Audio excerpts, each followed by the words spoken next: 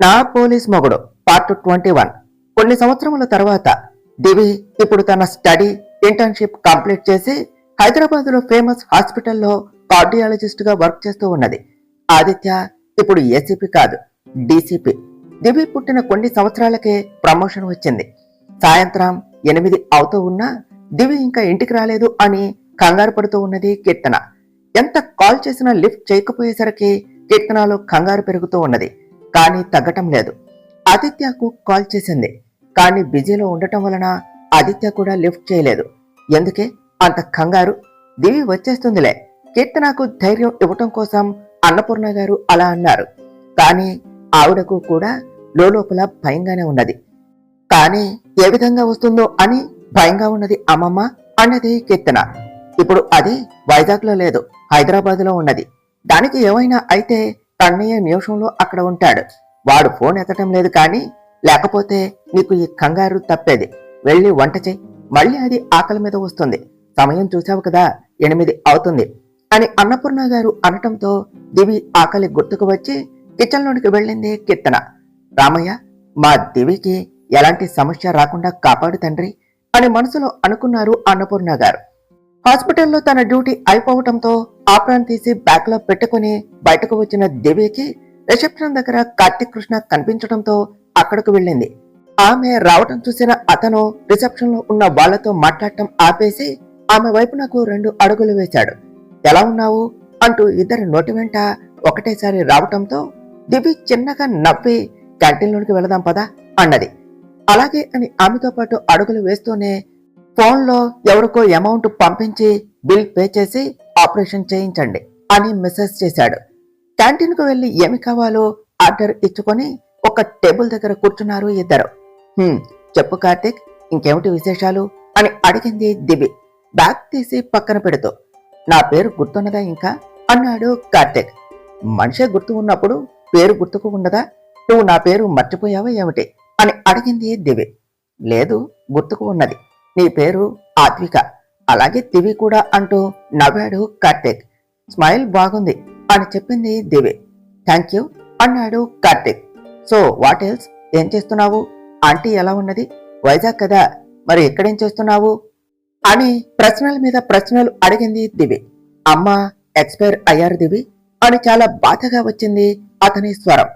ఓదార్పుగా అతని మీద చెయ్యి వేస్తూ ఎలా కార్తిక్ అని అడిగింది దివి. మళ్ళీ హార్ట్అటాక్ వచ్చింది, అది కూడా చాలా సివియర్ గా. కొన్ని నెలలు అవుతూ ఉన్నది. అమ్మ నాకు దూరం అయ్యి ఇక వైజాగ్ లో ఉండలేక ఇక్కడకు వచ్చేశాను అన్నాడు కార్తిక్. వాళ్ళ నాన్నగారితో ఏవో గొడవలు ఉన్నాయి అని దివికి అప్పుడే అర్థమైంది. ఇప్పుడు శారదా గారు లేరు అంటే కార్తిక్కి ఇప్పుడు ఎవరూ లేరా నానేవాళ్ళు అని అనుకుంటూ అతని వైపు బాధగా చూస్తూ ఉన్న ఆమె, పెళ్లి చేసుకున్నావా మరి ఆంటీ కోసం అని అడిగింది. ఇన్ని రోజులు వద్దు అని దాటుకుంటూ వచ్చాను, తీరా చేసుకుందాం అనే లోపు అమ్మకు ఇలా అయ్యింది అన్నాడు కార్తిక్. ఆంటీకి నీ కూతురుగా పుట్టాలి అని ఉన్నది, అందుకనే ఇలా అయ్యింది. ఏం బాధపడకు కార్తిక్, నీకు మేమంతా ఉన్నాం. పైగా ఇప్పుడు నేను నువ్వు ఇద్దరం హైదరాబాదులో ఉంటున్నాం. మా నాన్న వాళ్ళు కూడా ఇక్కడే ఉంటారు అని చెప్పింది దివి మరో చేయి కూడా అతని చేతి మీద వేస్తూ. ఇంతలో వాళ్ళు ఆర్డర్ చేసిన ఫుడ్ రావటంతో ఇద్దరు చేతులు వేరుపడగా అప్పుడు చూసింది అతని ఎడమ చేతి మణికట్టు దగ్గర అమ్మ అని ఉండటం. నువ్వేం చేస్తున్నావు ఇక్కడ అని ఆ హాస్పిటల్ ను ఉద్దేశిస్తూ అడిగాడు కార్తిక్. ఈ హాస్పిటల్లోనే వర్క్ చేస్తూ ఉన్నాను, నేను వచ్చి 2 నెలలు మాత్రమే అవుతున్నది అని చెప్పింది దివి. ఆమె అలా నెలల గురించి చెప్పగానే అతనేవో లెక్కలు వేసుకుని అమ్మయ్య అనుకున్నాడు. ఆంటీ అంకుల్ ఎలా ఉన్నారు అని అడిగాడు కార్తిక్. బాగున్నారు, నీకు వీలైనప్పుడు ఒకసారి ఇంటికి రా అన్నది దివి. నాకు ఎవ్రీ సెకండ్ వీలు ఉంటుంది దివి, నీకు వీలు ఉన్నప్పుడు చెప్పు, డాక్టర్వి కదా అన్నాడు కార్తిక్. నువ్వు వస్తాను అని చెప్పు, ఆ రోజు సంగతి నేను చూసుకుంటాను కదా. అవును, ఈ హాస్పిటల్లో నీకేం పని అని అడిగింది దివి. అతను ఆ ప్రశ్న ముందే ఊహించాడు కాబట్టి సమాధానం కూడా సిద్ధం చేసి ఉంచుకున్నాడు. అది కూడా ఆమె కార్డియాలజిస్టు అన్న విషయం దృష్టిలో ఉంచుకుని మరే. ఫ్రెండ్కి యాక్సిడెంట్ అయ్యింది అంటే చూద్దాము అని వచ్చాను. చూసి రిసెప్షన్ లో మాట్లాడుతూ ఉండగా నువ్వు కనిపించావు అని ఆమెకు అనుమానం రాకూడదు అన్న ఉద్దేశంతో తడబడకుండా అబద్ధాన్ని స్థిరంగా చెప్పాడు కార్తిక్. హో, ఇప్పుడు ఎలా ఉంది మరి అతనికి అని అడిగింది దివి. గుడ్ అని చాలాసేపటి వరకు మాట్లాడుకున్నారు ఇద్దరు. సరే, నీ ఫోన్ నెంబర్ ఇవ్వు కార్తీక్ అని బ్యాగ్ లో నుండి మొబైల్ బయటకు తీసిన దివి కీర్తన నుండి మిస్డ్ కాల్స్ కుప్పలుగా ఉండటం చూసి వెంటనే కాల్ బ్యాక్ చేసింది. వంట సిద్ధం చేసి అప్పుడే కిచెన్ దాటిన కీర్తన ఫోన్ మోగటం చూసి పరుగున అక్కడకు వెళ్లి చేతిలోనికి మొబైల్ తీసుకొని స్క్రీన్ పై నేమ్ చూసి కాల్ ఆన్సర్ చేసి చడామడా తిట్టేసింది. దివి ముందు ఉన్న కార్తీక్ ఆమె ముఖంలో భావాలు మారుతూ ఉండటం చూసి ఏమైంది అన్నట్టుగా కనుబొమ్మలు ఎగరవేశాడు. ఆమె ఫోన్ మీద చేయి పెట్టి చెవికి కొంచెం దూరంగా పెట్టి అమ్మ అని శబ్దం రాకుండా పెదవులు కదిలించింది. పరిచయం లేదు సరిగ్గా, కలిసింది ఒక్కసారి అయినా మళ్ళీ కలవటానికి కొన్ని సంవత్సరాలు పట్టింది. అలాంటిది ఆమె చెప్పిన తీరు చూసి నవ్వేశాడు కార్తీక్. అమ్మ, ఇప్పుడు నువ్వు గనక ఆపలేదు అనుకో, నాన్నకు చెప్తాను, ఇంటికి అస్సలు రానే రాను అని తిరిగి తనే కీర్తన మీద అరిచింది. అప్పటి వరకు నవ్వుతూ సరదాగా ఉన్న కార్తీక్ దివి నోటి వెంట నాన్న అని రావటం చూసి కామయ్యాడు. అతనిలో ఎన్నో ఆలోచనలు. సరే త్వరగారా, మీ నాన్న కూడా రాలేదింకా, వచ్చాక తిరిగ్గా కూర్చొని నా గురించి చెప్పవచ్చు అని కాల్ కట్ చేసింది కీర్తన. కీర్తనకు కోపం వచ్చింది అని దివికి సులువుగా అర్థమైనా కానీ మళ్ళీ కాల్ బ్యాక్ చేయలేదు. ఏదైనా ఉంటే ఆదిత్య చూసుకుంటాడు అన్న నమ్మకం. నీ నెంబర్ చెప్పు కార్తీక్ అని అడిగింది దివి. కార్తీక్ ఆలోచనలో నుండి బయటకు వచ్చి నెంబర్ చెప్పాడు. ఆ నెంబర్ నోట్ చేసుకుని అప్పుడప్పుడు కలుస్తూ ఉండు, ఉండేది హైదరాబాదే కదా, ఎక్కడో కాదు కదా, అలాగే పెళ్లికి పిలుస్తావు కదా అన్నది దివి. పిలుస్తాను, నచ్చని మ్యాచ్ వచ్చాక అప్పుడు పెళ్లి సంగతి. అవును, మీ నాన్నగారికి ట్రాన్స్ఫర్ లాంటివి ఉండవా అని అడిగాడు కార్తీక్. ఎందుకుండవు, చాలాసార్లు అవకాశం వచ్చింది కూడా. ఫ్యామిలీ కోసం ప్రమోషన్ ని వదులుకుని ఇక్కడే ఉన్నాడు, కానీ శాలరీ హైక్ అయినా కూడా వెళ్ళలేదు అని చాలా గొప్పగా చెప్పింది దివి. ఆదిత్య గురించి చెప్పేటప్పుడు ఆమె మాటల్లో సంతోషం, కళ్ళల్లో వెలుగు చూస్తేనే అర్థమైంది కార్తీక్కి ఆమెకు ఆదిత్య అంటే ఎంత ప్రేమ అని. సరే కార్తీక్, నేను వెళ్తాను, ఇక ఇప్పటికే ఆలస్యం అయ్యింది అంటూ లేచింది దివి. అతను కూడా లేచి డ్రాప్ చేయనా అని అడిగాడు. అప్పటిలా క్యాబ్ కాదు, కారు ఉంది అని చెప్పాడు. ఓ కంగ్రాట్స్, బట్ నాకు స్కూటీ ఉన్నది, నేను వెళ్ళిపోతాను. అలాగే ఎలాంటి అమ్మాయి కావాలో చెప్పు, నా సర్కిల్లో ఎవరైనా ఉంటే సెట్ చేస్తాను అంటూ నవ్వగానే అతను కూడా నవ్వేశాడు. బాయ్ అని చెప్పి అక్కడి నుండి బయటకు వచ్చి ఇంటికి వెళ్లిపోయింది దివి. అనుకోకుండా ఇక్కడికి రావటం మంచిగా చెడుకా అని అనుకుని అతను ఎవరి కోసం అయితే వచ్చాడో వాళ్ళని కలవటానికి వెళ్ళాడు. ఫ్రెష్ అయి వచ్చిన కీర్తన సోఫాలో కూర్చున్నది. అప్పుడే దివి ఇంట్లోనికి వచ్చి, ఏమిటి ఈ రోజు నా తింగరి మమ్మీ ఎండుమిర్చిలా ఘాటుగా ఉన్నది అన్నది. అది విన్న అన్నపూర్ణ గారు, సరిపోయింది, వాడికి తగ్గట్టే ఇది కూడా, కీర్తన కోపంలో ఉంది అని తెలిసినప్పుడు ఆ కోపం దూరం చేయవలసింది పోయి దాన్ని ఇంకా రెచ్చగొడతారు అని అనుకున్నారు. మాటలు ఆపు, అన్నీ బాబు పోలికలే, మీ మాటలకి మెల్ట్ అయ్యే ఒకప్పటి కీర్తన కాదు నేను. వెళ్ళి ఫ్రెష్ అయ్యి వస్తే భోజనం చేద్దాం అన్నది. ఏమిటి, నాన్న లేకుండా భోజనం చేస్తావా అని అడిగింది దివి. నాన్న నీకు, నాకు కాదు, వచ్చే వరకు ఆగటానికి, వెళ్ళు ఇక అన్నది కీర్తన. పాపం, నాన్న కూడా నాలాగే ఫోన్ ని పట్టించుకోకుండా అమ్మకి కోపం తెప్పించాడు అని అనుకుని లోనికి వెళ్లి ఫ్రెష్ అయి వచ్చింది దివి. కీర్తన దివి అన్నపూర్ణ గారికి వడ్డించింది, కానీ తనకు వడ్డించుకోలేదు. అది ఎందుకో అర్థమయ్యి దివి అన్నపూర్ణ గారు ఒకరిని ఒకరు చూసుకుని చిన్నగా నవ్వుకున్నారు. భోజనం చేసి అన్నపూర్ణ గారు రూమ్ లోనికి వెళ్లారు. అమ్మా, నాన్న ఎంత ఆలస్యంగా వచ్చినా సరే నా దగ్గరికి రమ్మను, నాన్నకి ఒక ముఖ్యమైన విషయం చెప్పాలి అన్నది దివి. దివి, ఏమైనా ప్రాబ్లమా అని కంగారుగా అడిగింది కీర్తన. ఇందాక దివి కాల్ ఆన్సర్ చేయకపోవటం గుర్తుకు వచ్చాయి. కాదమ్మా, ఒక ఇన్సిడెంట్ గురించి నాన్నతో షేర్ చేసుకోవాలి, అంతేకాని నువ్వు కంగారు పడే అంతలో ఏమీ లేదు అని చెప్పింది దివి. నిజమే కదా అని అడిగింది కీర్తన. అవునమ్మా, అవును, ఆ మాత్రం నమ్మకం లేదా నా మాటల మీద అని కొంచెం కోపంగా అనేసి రూమ్ లోనికి వెళ్లిపోయింది దివి.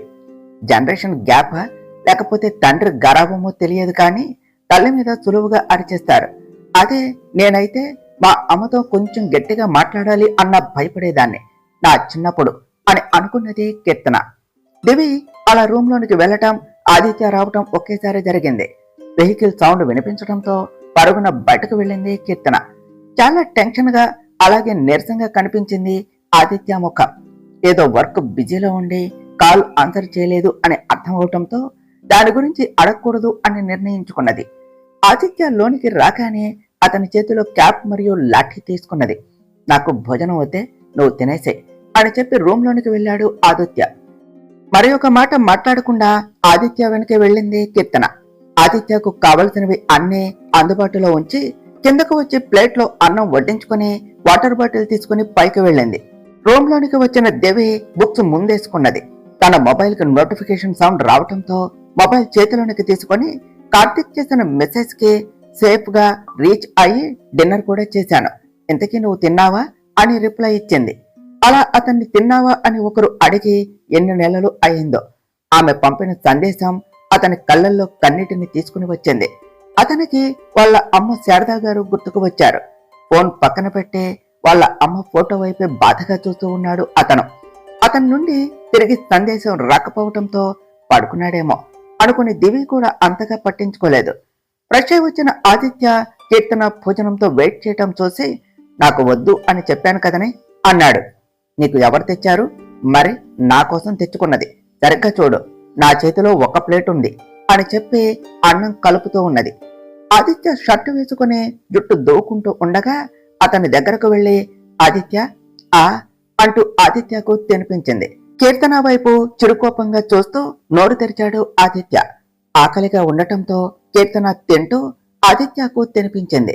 తినటం అయ్యాక కిందకు వచ్చి ఆదిత్య కోసం పాలు తీసుకుని వెళ్లి అతని చేతికి ఇచ్చి, దివి నీతో ముఖ్యమైన విషయం చెప్పాలట, ఏ టైంలో వచ్చినా సరే రమ్మని చెప్పింది అని అనగానే గోరువెచ్చగా ఉన్న పాలను తాగేసి దివి దగ్గరకు వెళ్ళాడు ఆదిత్య. వెనుక కీర్తన కూడా. అప్పుడే బుక్స్ పక్కన పెట్టి లైట్స్ ఆఫ్ చేసిన దేవి ఆదిత్య పిలుపు విని లైట్స్ ఆన్ చేసి డోర్ ఓపెన్ చేసింది. ఆదిత్యతో పాటు ఉన్న కీర్తన వైపు చూస్తూ, నువ్వెందుకు వచ్చావు? నా మాట మీద నమ్మకం లేదు కదా నీకు అని అడిగింది. పోలీస్ మైండ్ కదా, భార్య కూతురు మధ్య ఏదో స్వీట్ వార్ జరిగింది అని గ్రహించి కీర్తన రాను అంటే నేనే తీసుకుని వచ్చాను, దాని దగ్గర మనకు దాపరికాలు ఉండవు కదరా అన్నాడు ఆదిత్య. ఆ మాటతో దివి ఇక ఏమీ మాట్లాడలేదు. సైడ్కి జరగటంతో ఇద్దరూ లోనికి వెళ్లారు. చెప్పు దివి, ఏదో ముఖ్యమైన విషయం అని అన్నావు, ఏమైనా ప్రాబ్లమా అని అడిగాడు ఆదిత్య. ఒకవేళ ప్రాబ్లం అయితే నేను ఇంత కూల్గా ఉంటానా నాన్న?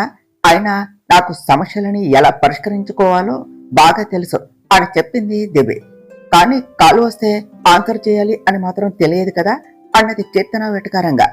చూడు నాన్న, వచ్చినప్పటి నుంచి ఇలాగే కోపంగా ఉంటూ ఏదో ఒకటి అంటుంది అమ్మ, నేను చెప్పినా కూడా వినటం లేదు అని కంప్లైంట్ ఇచ్చింది దివి.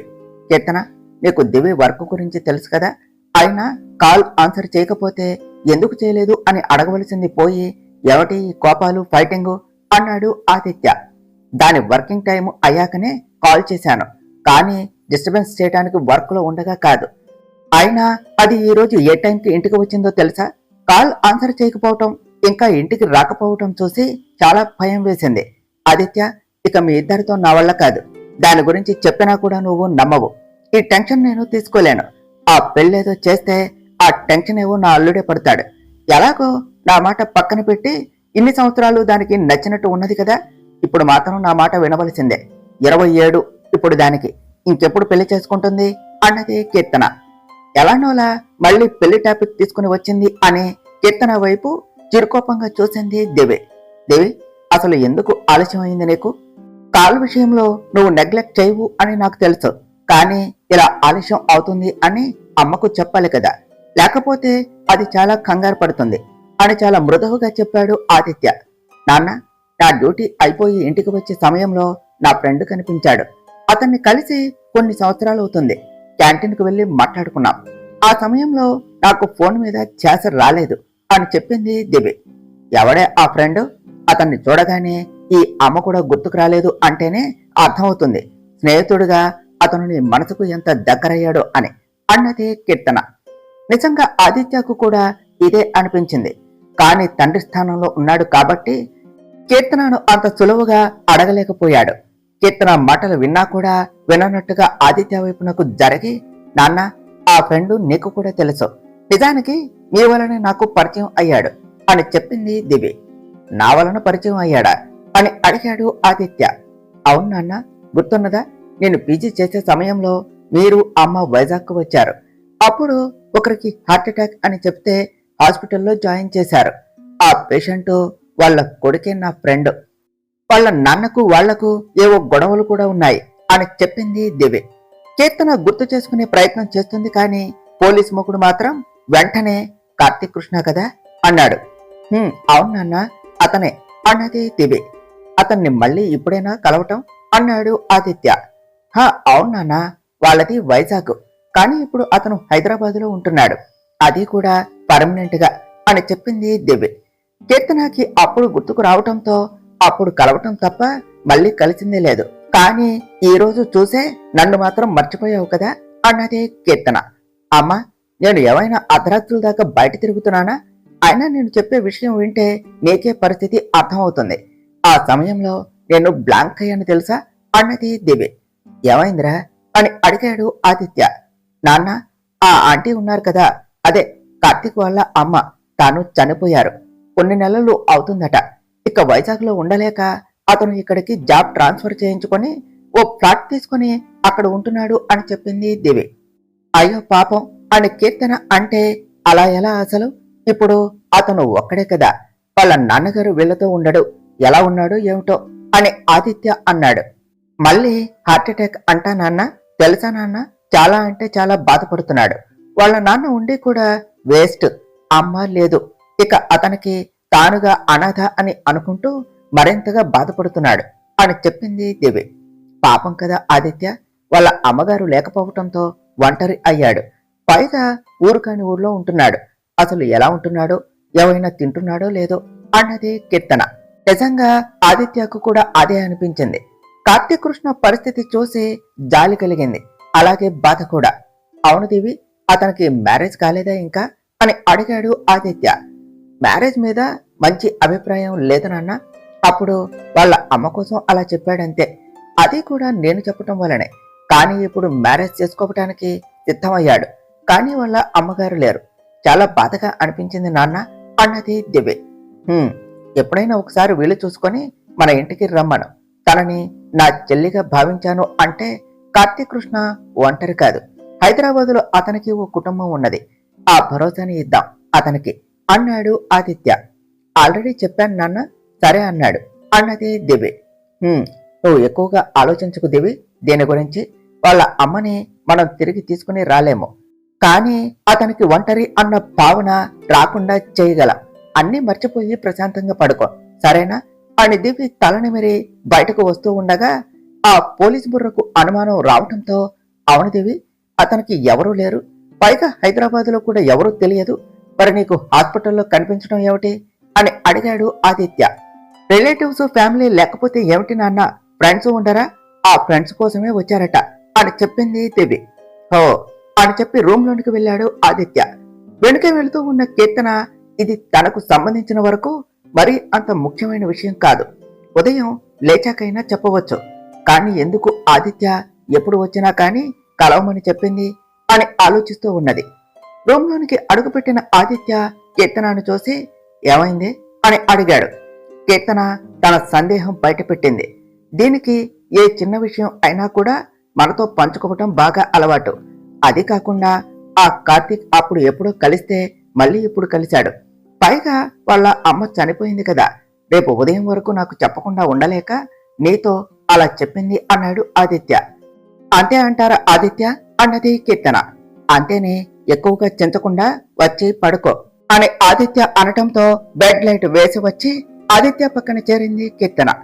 మర్నాడు ఉదయం దివి బ్రేక్ఫాస్ట్ తినటం అయ్యాక హ్యాండ్ వాష్ చేసుకుని తింటూ ఉన్న ఆదిత్యను వెనక నుండి హత్తుకుని, బాయ్ నాన్న అని బుగ్గ మీద ముద్దు పెట్టి అన్నపూర్ణ గారికి కీర్తనకు కూడా చెప్పి బయటకు వస్తూ ఉండగా, దివి, కార్తీక్ కి ఈ సండే రమ్మని చెప్పు, ఆ రోజు నేను ఫ్రీగా ఉంటాను, అలాగే అతనికి కూడా హాలిడేనే కదా, నువ్వు కూడా లీవ్ తీసుకుని ఇన్వైట్ చేయి అని చెప్పాడు ఆదిత్య. అలాగే నాన్న, చెప్తాను అని బయటకు వచ్చి స్కూటీ స్టార్ట్ చేసి హాస్పిటల్ కు వెళ్ళింది దివి. కార్తీక్ ఎవరు కన్నయ్య అని అడిగారు అన్నపూర్ణ గారు. ఆదిత్య నోరు విప్పి చెప్పబోతూ ఉండగా కీర్తన మొత్తం వివరించింది.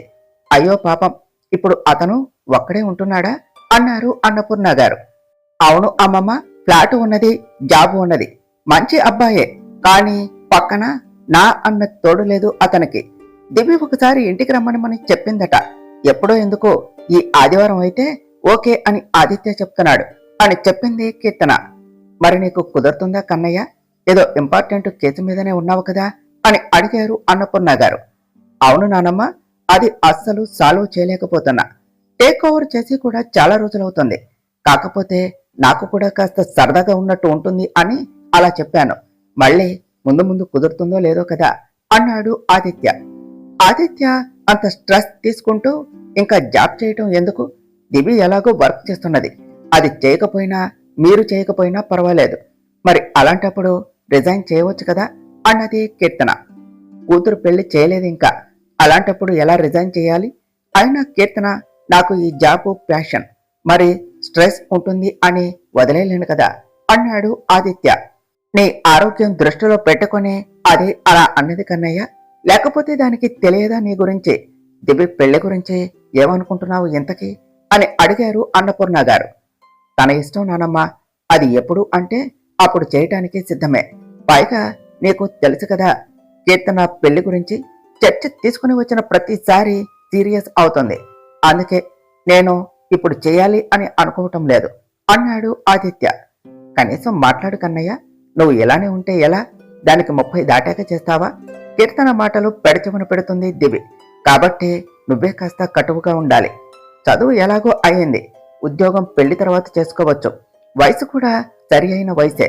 బాల్య వివాహం చేయటం లేదు మనం. ఇంకేమి కారణాలు ఉన్నాయి ఇక ఇప్పుడే పెళ్లి వద్దు అనుకోవటానికి? కాబట్టి ఒకసారి దాని అభిప్రాయం తెలుసుకో. దాన్ని బట్టి మనం కూడా ఓ నిర్ణయానికి రావచ్చు కదా అన్నారు అన్నపూర్ణ గారు. అలాగే నానమ్మ, ఈరోజు మాట్లాడతాను దివితో అని చెప్పాడు ఆదిత్య. జాగ్రత్త, ఎక్కువగా ఆలోచించకు అన్నారు అన్నపూర్ణ గారు. అలాగే నానమ్మ అని హ్యాండ్ వాష్ చేసుకుని టోపీ లాఠీ తీసుకుని కీర్తనకు బాయ్ చెప్పి స్టేషన్కి వెళ్ళాడు ఆదిత్య. అప్పుడే ఆఫీసులోనికి అడుగుపెట్టి బ్రేక్ఫాస్ట్ చేద్దాము అని క్యాంటీన్ వైపు నాకు కదిలిన కార్తీక్కి దివి నుండి కాల్ వచ్చింది. కారణం ఏమై ఉంటుంది అని ఆలోచిస్తూనే కాల్ ఆన్సర్ చేసి, చెప్పు దివి అన్నాడు.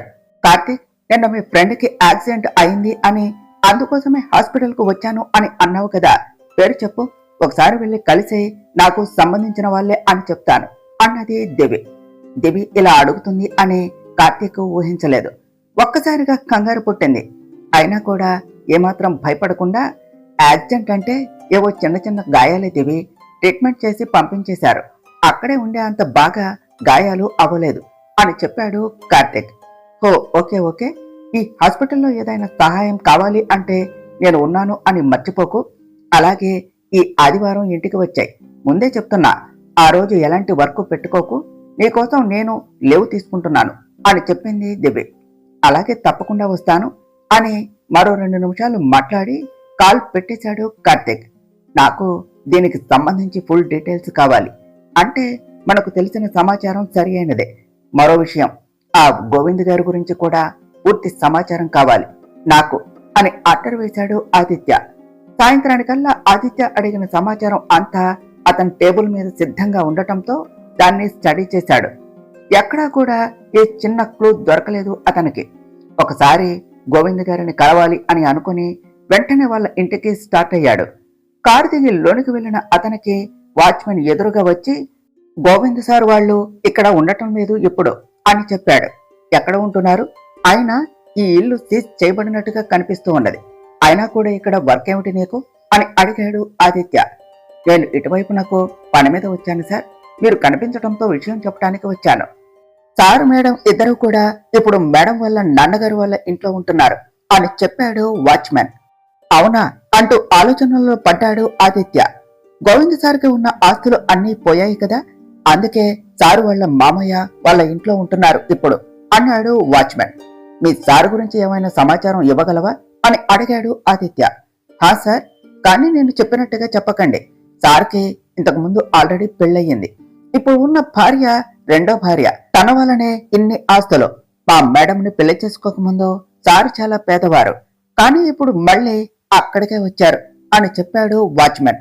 అసలు ఇలా సడన్ గా ఏమిటి అంటే దొంగతనంగా ఏవైనా బిజినెస్లు చేస్తున్నాడా అని అడిగాడు ఆదిత్య. ఏమో సార్, అదంతా మాకు తెలియదు అన్నాడు వాచ్మెన్. సరే, మీ గురించి చెప్పను, టెన్షన్ పడకండి అని చెప్పి గోవింద్ గారి మామయ్య వాళ్ళ ఇంటికి స్టార్ట్ అయ్యాడు ఆదిత్య. పోలీస్ ఇంటికి వస్తున్నాడు అంటే విషయం ఏమిటో సులువుగా అర్థమైపోయింది గోవింద్ గారికి. ఏమిటి పోలీసు గారు దొంగ దగ్గరికి కాకుండా బాధితుల దగ్గరకు వచ్చారు అని అడిగారు గోవిందు వెటకారంగా. ఆ దొంగని పట్టుకోవటం కోసమే మీ దగ్గరకు వచ్చాను, ఏదైనా సమాచారం దొరుకుతుంది అన్న ఆలోచన అన్నాడు ఆదిత్య. నా ఆస్తులన్నీ పోయాయి అని చెప్పా కదా, ఇంతకు మించి ఇంకేం సమాచారం ఇవ్వాలి అన్నారు గోవిందు కనీసం ఆదిత్యను లోనికి పిలవకుండానే. మీకు ఇక్కడ ఒకటి అర్థం కావటం లేదు. మీకంటే రిచ్ బిజినెస్ మ్యాన్లు చాలా మంది ఉన్నారు. ఉదాహరణకి మీ మామయ్య గారే. మరి ఆయన ఆస్తులు దోచుకోకుండా కేవలం మీవి మాత్రమే ఇలా చేయటానికి కారణం ఏమిటి? మీకు ఎవరైనా శత్రువులు ఉన్నారా అని అడిగాడు ఆదిత్య. ఇన్నేళ్ల నా ప్రయాణంలో నాతో పోటీకి దిగిన వారు ఎవ్వరూ లేరు. మరి ఇదంతా ఎలా జరుగుతుందో కూడా అర్థం కావటం లేదు అన్నాడు గోవింద్. బిజినెస్ అన్నాక శత్రువులు సహజం, మరి అలా ఎలా అన్నాడు ఆదిత్య. అయితే ఆ దొంగ నా శత్రువా? ఏ కారణంతో ఇలా చేశారో మీరు కనుక్కోవాలి, నేను కాదు అన్నాడు గోవిందు తెలివిగా. ఇక్కడికి వచ్చి పిచ్చి పని చేశాను, సమయం వృధా తప్ప ఇంకేమీ లేదు అని అర్థమవటంతో ఆదిత్య అక్కడి నుండి స్టేషన్కు వెళ్ళాడు. కార్తీక్కి కాల్ వచ్చింది. ఆపరేషన్ కు డబ్బులు కట్టమని. ఫోన్ పే లాంటివి చేస్తే కష్టము అని మరి ఒక వ్యక్తి ద్వారా క్యాష్ పంపించాడు. ఆదిత్యకు హైయర్ ఆఫీసర్ నుండి కాల్ వచ్చింది. ఏమిటి ఆదిత్య, నీ సామర్థ్యం అనుభవం ఏమైపోయింది? నువ్వు టెకప్ చేసిన ఏ కేసు కూడా ఇన్ని రోజులు ఆలస్యం అవ్వలేదు, వెంటనే దొంగని పట్టుకున్నారు. కానీ ఇప్పుడేమిటి ఇలా? ఒకవేళ మీ వలన కాదు అంటే చెప్పండి, వేరే వాళ్ళు టెకప్ చేస్తారు. మీరు ఇలా ఆలస్యం చేసే కొద్దీ ఆ దొంగ చేతిలో బలి అయ్యే బాధితుల సంఖ్య పెరుగుతుంది అన్నారు ఆయన. ఆదిత్య చాలా సక్సెస్ఫుల్ పోలీస్ ఆఫీసర్. అలా అనిపించుకుంటూ ఉంటే అతనికి ఎలానో అనిపించింది. మళ్ళీ ఒకసారి తనని తాను నిరూపించుకోవలసిన సందర్భం అని అర్థం అవటంతో వారం రోజులు సమయం ఇవ్వండి, ఆ దొంగ ఎవరో పట్టుకుంటాను. ఒకవేళ ఆ దొంగను నేను పట్టుకోకపోతే ఈ కేసు వేరే వాళ్లకు ఇవ్వండి, అలాగే నేను ఈ జాబ్కు రిజైన్ చేస్తాను అని ఖచ్చితంగా చెప్పాడు. ఆదిత్య సామర్థ్యం ఏమిటో ఆ ఆఫీసర్కు బాగా తెలుసు. అందుకే ఈ విధంగా మాట్లాడి రెచ్చగొట్టారు. ఇప్పుడు ఆఫీసర్కి నమ్మకం వచ్చింది. ఆదిత్యలో ఉన్న ఆవేశం కసి వలన ఖచ్చితంగా ఆ దొంగ ఎవరో వారం రోజుల్లోపే తెలుస్తుంది అని. కానీ పైకి మాత్రం అలాగే అని గంభీరంగా అని కాల్ పెట్టేశారు. ఆదిత్య మరోసారి కేసుకు సంబంధించిన విషయాలు అన్ని పరిశీలించాడు. ఆల్రెడీ ఇద్దరు బిజినెస్ మ్యాన్ల ఆస్తులు పోయాక ఈ కేసు వాళ్లకు వచ్చింది. వచ్చి కూడా నెల రోజులయ్యింది. ఈ నెల రోజుల్లో ఏమీ ఆగలేదు కూడా. అయినా కూడా ఆ దొంగని పట్టుకోవటం చాలా కష్టమైంది. ఆదిత్య వెంటనే ఈ నెల రోజుల్లో ప్రపంచం మొత్తంలో ప్రతి ఇండస్ట్రీలో ఏం జరిగిందో తెలుసుకోమని చెప్పాడు. అలా అయినా ఈ ఆస్తులు పోవటానికి గల కారణం ఎక్కడో ఒక దగ్గర సింక్ అవుతుంది అని అతని ఆలోచన. అంతేకాకుండా ఆ బిజినెస్ మ్యాన్ల ఆస్తులు ఎంత పోయాయి అని, మొత్తం వాళ్లకు ఎన్ని బిజినెస్లు ఉన్నాయో అని తెలుసుకోమని చెప్పి అక్కడ ఉండలేక ఇంటికి వచ్చేశాడు. సాయంత్రం కాకముందే ఆదిత్య ఇంటికి రావటం చూసి ఆశ్చర్యంగా అనిపించింది కీర్తనకు. ఏమిటండి త్వరగా వచ్చారు అని అడిగింది. ఆఫీసర్కి తనకి మధ్య జరిగిన సంభాషణ అంతా వివరించి, ఇంట్లో ఉంటే ప్రశాంతంగా ఆలోచించవచ్చు అని వచ్చాను అని చెప్పి లోపలికి వెళ్ళాడు ఆదిత్య. సాయంత్రం 7 గంటలకి ఇంటికి వచ్చిన దివి గార్డెన్లో ఉన్న ఆదిత్యను చూసి నాన్న అంటూ వెళ్లి హత్తుకున్నది. ఈరోజు అనుకోకుండా ఇద్దరం ఇంట్లో ఉన్నాం కాబట్టి చెస్ ఆడుకుందాం నాన్న అని అడిగింది దూరం జరుగుతూ. కుదరదు దివి, నాకు వర్క్ ఉన్నది, నెక్స్ట్ టైం చూద్దాం అని చెప్పాడు ఆదిత్య. అలాగే నాన్న అంటూ దివి లోనికి వెళుతూ ఉండగా ఆదిత్య పిలిచాడు. దివి, నీతో ముఖ్యమైన విషయం మాట్లాడాలి అని తాను చేసిన ఛాలెంజ్ గురించి చెప్పి కూతురు పెళ్లి ఘనంగా చేసి ఆ తర్వాత రిటైర్ అయితే గర్వంగా ఉంటుంది. కానీ కూతురు పెళ్లి చేయకుండానే నేను రిజైన్ చేసేస్తాను అని చెప్పాను. నా వలన నీకు తల ఎత్తుకునే పరిస్థితులు రావటం నాకు ఇష్టం లేదురా. పెళ్లి గురించి త్వరగా ఏదైనా నిర్ణయం తీసుకో అని చాలా మృదువుగా చెప్పాడు ఆదిత్య. నాన్న, మీకు అలాంటి పరిస్థితి రాదు, నాకు నమ్మకం ఉన్నది అని చెప్పింది దేవి. కానీ మనం 2 రకాలుగా ఆలోచించి సిద్ధంగా ఉండాలి కదా దేవి. నేను అక్కడ ఓడిపోయినా కానీ పర్సనల్ లైఫ్ లో ఓ తండ్రిగా మాత్రం ఓడిపోవాలి అని అనుకోవటం లేదు. అందుకే నీకు పెళ్లి చేయాలి అని అనుకుంటున్నాను, నువ్వు ఆలోచించుకో అన్నాడు ఆదిత్య. అలాగే నాన్న అని చెప్పి లోనికి వెళ్ళింది దివి. అప్పటి వరకు పెళ్లి అంటే ఇప్పుడే వద్దు అని అనుకున్న ఆమె తన తండ్రి అలా ఓటమి గురించి మాట్లాడుతూ ఉంటే తట్టుకోలేక వెంటనే సరే అని చెప్పింది. తరువాత ఏమి జరిగిందో నెక్స్ట్ పార్ట్లో తెలుసుకుందాం ఫ్రెండ్స్. డియర్ ఫ్రెండ్స్, మీకు గనక ఈ కథ నచ్చినట్లయితే మీ అభిప్రాయాలను కామెంట్ల రూపంలో తెలియచేయండి. ఈ వీడియోను లైక్ చేయండి, షేర్ చేయండి. మా ఛానల్ను సబ్స్క్రైబ్ చేసుకోండి ఫ్రెండ్స్. Thank you.